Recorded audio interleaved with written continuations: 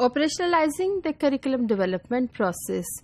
किस तरह से करिकुलम डेवलप किया जाए। हमने देखा कि हम एक स्कूल के लिए, प्राइमरी या एलिमेंट्री स्कूल के लिए, एक सब्जेक्ट के लिए, एक क्लास के लिए या एक यूनिट के लिए हम अपने करिकुलम को तरतीब दे सकते हैं, जिसके लिए हमने टाइलर के मॉडल को स्टडी किया and we have seen that Tyler has given us that how these educational objectives they can be identified, किस तरह से ऑर्गेनाइज किया जा सकता है और किस तरह से हमें इन्हें इवेल्युएट कर सकते हैं। अब हम देखना चाहते हैं कि अगर हम करिकुलम डेवलप करें और हम इसे डेवलप करना चाहते हैं for the purpose of teaching in classroom, तो हम किस तरह से इस प्रोसेस को शुरू करेंगे या ये प्रोसेस कहाँ से शुरू किया जाएगा। We have learn two main processes which are the first step where teachers like you people are directly involved as curriculum developers in the process of curriculum development. We have identified the educational objectives or learning objectives, and in the second step we have identified that this is the kind of design we'll be using to design the whole curriculum or to design the educational objectives to put them in an organized form.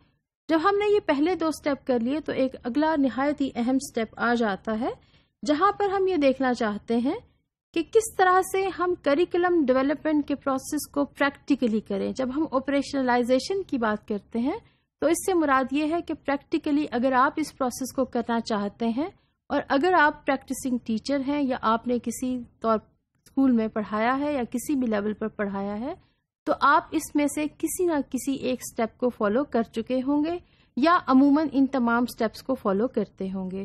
किस तरह से हम practically ये कोशिश कर सकते हैं कि हम करिकुलम को डेवलप करें।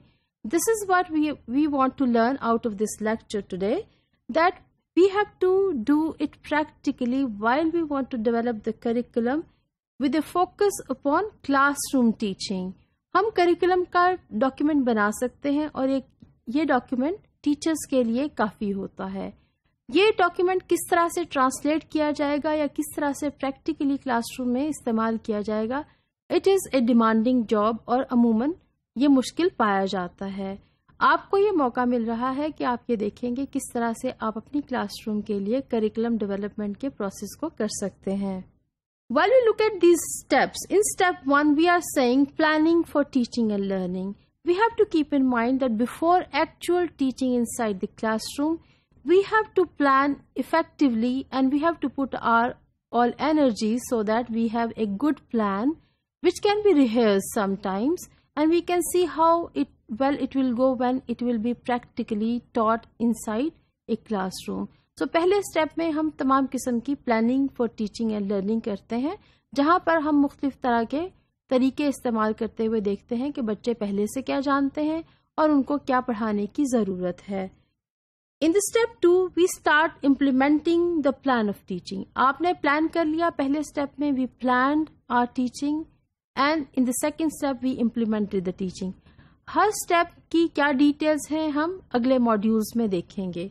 Once you are through with your second module and once you are through with your second step where you are teaching what you had planned, you start moving towards the third step where we assess the teaching learning process, कितना effectively हमारी teaching हुई है, and we go back to the planning. If we feel that the teaching was not effective and students they are not showing and they are not achieving all those desired goals and they are not fulfilling the expectation of the lesson, then we have to go and we have to replan the lesson and we have to sometimes use different types of activities and we have to plan and teach accordingly.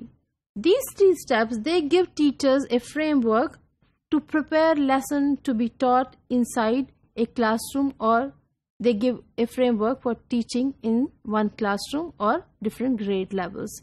Once we have this framework, we start worrying about that what exactly will happen in step 1. In step 1, in teaching and learning planning, what we look forward to, we try to determine the prior knowledge and skills of the students. बच्चों को पहले से कितने skills आते हैं, पहले किस किस्म का knowledge बच्चे रखते हैं। In the second step, we start establishing learning outcomes. अगर बच्चों का prior knowledge ये है तो अब हमें मजीद इनको क्या पढ़ाना चाहिए और कैसे पढ़ाना चाहिए। Then we start worrying about the kind of resources और मटेरियल्स हम अपनी क्लासरूम में पढ़ाने के लिए इस्तेमाल करना चाहते हैं. So we start reviewing what kind of sources are available and what are the most appropriate sources which can be used to teach this lesson which we are planning. So planning में हम 3 काम करते हैं. We try to find out the prior knowledge of the students. पहले से बच्चे क्या जानते हैं. हम learning outcomes देखना चाहते हैं कि बच्चों को अब क्या पढ़ाना चाहिए. We state the objectives. So we state the instructional objectives. किसके मुताबिक हमें पढ़ाना चाहिए और हमारे objectives की outcomes क्या होनी चाहिए. Then we start worrying about हम क्या मटेरियल इस्तेमाल करेंगे, कैसे रिसोर्सेज होंगे. We want to use a video, we want to tell a story, we want to use a painting और we want to involve students in question and answer session. So ये तमाम चीज़ें तरतीब दे लेने के बाद आप ये देखना चाहते हैं कि किस तरह से हम अपने करिकुलम को स्ट्रेंथन कर सकते हैं. प्लानिंग में हम देखते हैं कि क्या sources of curriculum they are there which are available to the teachers. हम एक प्लानिंग करते हैं क्लासरूम में टीचिंग के लिए. जब टीचर अपने लेवल पर प्लानिंग करता है to teach a lesson inside the classroom, तो टीचर के लिए रिसोर्सेज कहाँ से आती हैं. हमने देखा कि टाइलर का मॉडल एक अच्छी सोर्स ऑफ इंफॉर्मेशन हमें देता है, जहां से हमें पता चलता है कि हम किस तरह से आइडेंटिफाई कर सकते हैं किस तरह के एजुकेशनल ऑब्जेक्टिव्स को तय करना चाहिए बच्चों को पढ़ाने के लिए.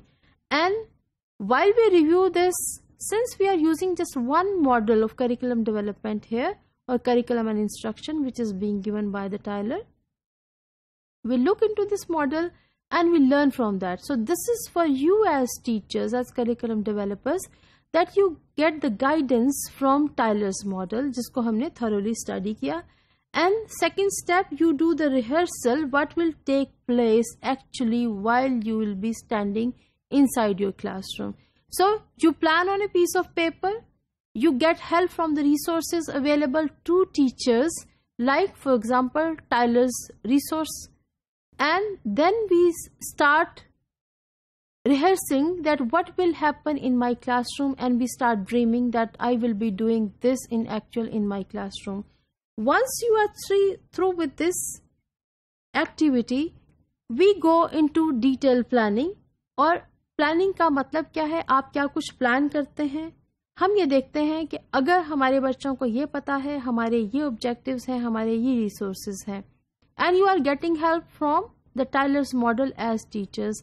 इन planning now you decide and you organise the content और द सब्जेक्ट मैटर जो आप बच्चों को पढ़ाना चाहते हैं. आप आइडेंटिफाई करते हैं कि किस सीक्वेंस से आप पढ़ाएंगे. आप सिंपल से कॉम्प्लेक्स की तरफ जाएंगे या आप टॉपिक वाइज जाएंगे. Then we start worrying about कि किस किस्म के काम बच्चों को दिए जाएंगे या असाइनमेंट्स बच्चों को दी जाएंगी. Then we start worrying about the kind of management will be use in the classroom which is being called as classroom management. की कौन सी टेक्निक्स इस्तेमाल करेंगे. अगर आप ग्रुप वर्क कराते हैं तो आपको मैनेजमेंट डिफरेंट तरीके से करानी पड़ेगी. अगर ऑल क्लासरूम एक्टिविटी है या होल क्लास एक्टिविटी है तो मैनेजमेंट का एक डिफरेंट तरीका यूज करना पड़ेगा. So you worry about that this is how I am going to manage my students while I will be teaching this lesson in my class. And finally we start worrying about हम सब activities करने के बाद या तमाम activities में बच्चों को इन्वॉल्व करने के बाद हम किस तरह से असेस करेंगे कि हमारे ऑब्जेक्टिव्स किस हद तक अचीव हो गए हैं, which is the assessment and evaluation of the students. What content they have learned inside the classroom, what skills they have developed, and what kind of behaviors they are expected to develop once you have completed your lesson. It can be a one-day lesson, you have completed your unit, or you have completed a theme or a topic in your classroom.